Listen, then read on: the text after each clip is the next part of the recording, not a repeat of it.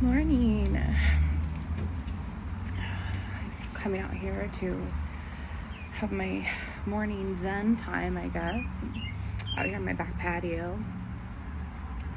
I usually always have my blanket because I'm always cold.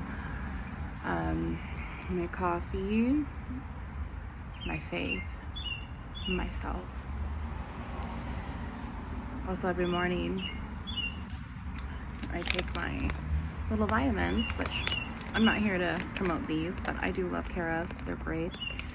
But I love it because they always have some little message on the top when you pull it out of your little monthly pack. And today I saw it and it just completely resonated with what God had been keeping me up with all night. It says, if you can read through the glare, maybe it's just my glasses, unscramble this word. What is that word? Right there.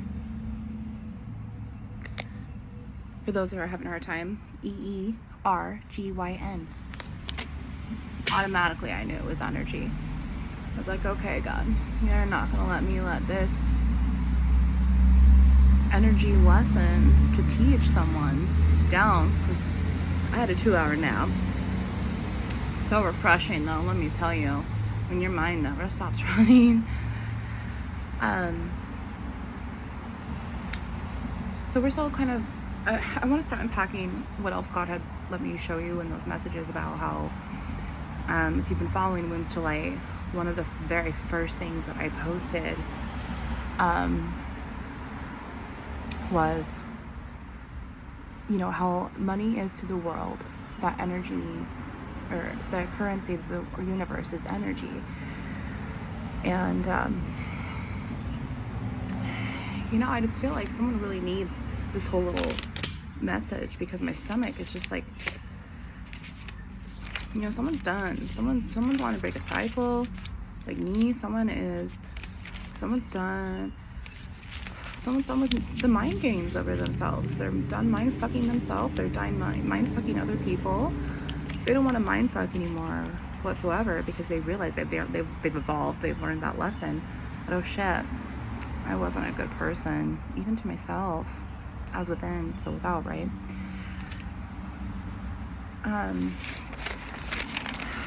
Took notes all night because, of course, once I master these visions and words and everything just coming into my head, I just jot them down because, even when I'm healed from fibromyalgia, my brain still suffers very, very bad. I still have a hard time remembering things. And it's like a boomerang, God boomerangs it out of my head and then it comes right back in. It's like, well, there it is.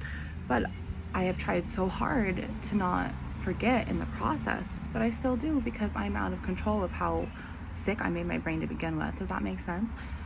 Like I still have brain fog. Hopefully I can grow out of that. I will grow out of that. As long as you heal, you can heal yourself from the inside out. I had made myself so sick. You guys wait.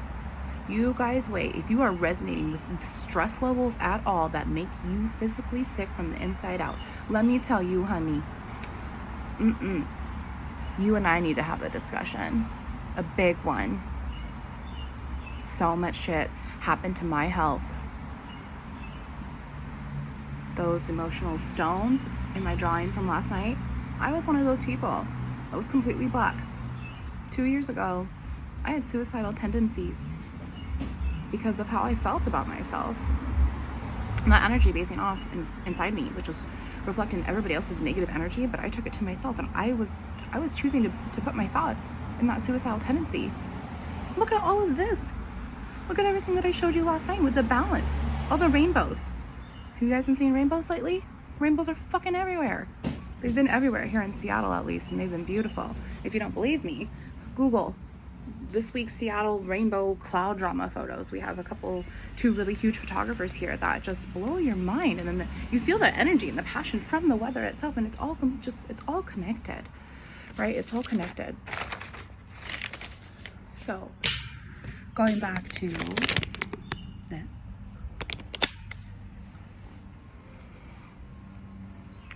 Going back to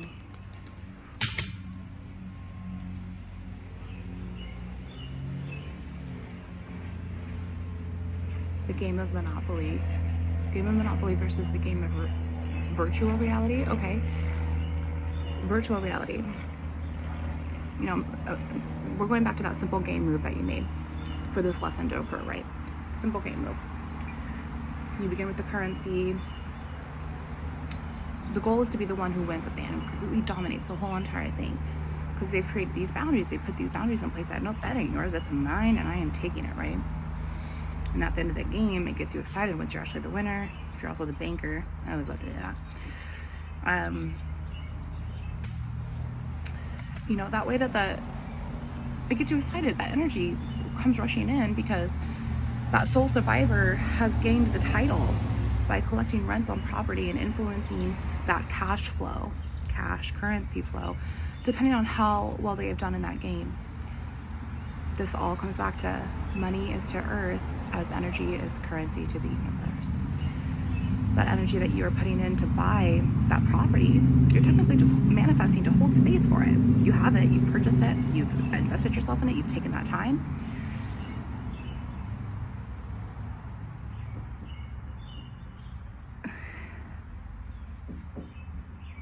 God wants to know, how is this any different than all the space you've been holding for yourself and the energy? What is it that you're trying to protect? You, your property, your own energy, others' energies. If that unconditional love is coming out from that experience, that hurt, that pain. A good person with best intentions is not going to want anybody to feel pain, no matter how much they have made them suffer. It's all of the above, honestly. It's all a game of virtual reality until you manifest it enough to create yourself, to eject yourself, eject is all huge in my head right now. Eject yourself out of that situation. You know, each game move, each turn on the game board, God says, you're rolling more dice, and that fear of the unknown, but it's still exciting because you know that something might happen that's good after that. Something that's good might happen. You know, you keep rolling the dice, and then not so many good moves are playing, but, you know, you took a chance.